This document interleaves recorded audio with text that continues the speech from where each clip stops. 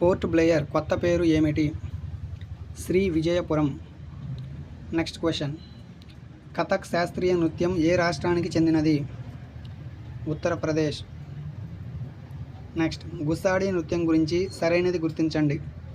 Option A యోధుల నృత్యం, option B రాజగోండ్లు Deepavali సందర్భంగా చేసే నృత్యం, ఆప్షన్ సి అరకులోయ గిరిజనులు చేసే నృత్యం, ఆప్షన్ డి ఏదీ కాదు.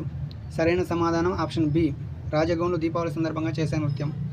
Question number 4. మోటుపల్లి శాసనం వేయించిన కాకతీయ రాజు ఎవరు? గణపతి దేవుడు. నెక్స్ట్. తెబాగా ఉద్యమం ఏ రాష్ట్రంలో జరిగింది? బెంగాల్ రాష్ట్రంలో జరిగింది. కౌలు రైతులు చేసినటువంటి ఉద్యమం.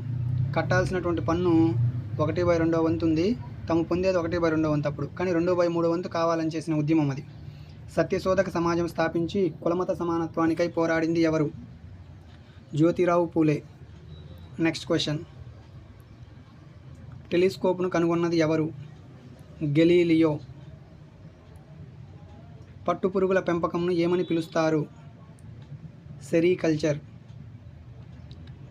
నెక్స్ట్. లలిత కళా అకాడమీ ఏ సంవత్సరంలో స్థాపించారు? 1954 ఆగస్టు 5న. వాతావరణంలో అత్యధిక పరిమాణంలో ఉన్న 3వ వాయువు ఏది?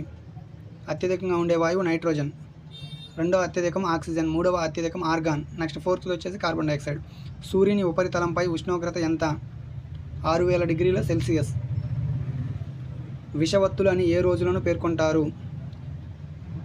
మార్చి 21, సెప్టెంబర్ 23. ఈ 2 రోజుల్లో రాత్రి పగలు సమానంగా ఉంటుంది.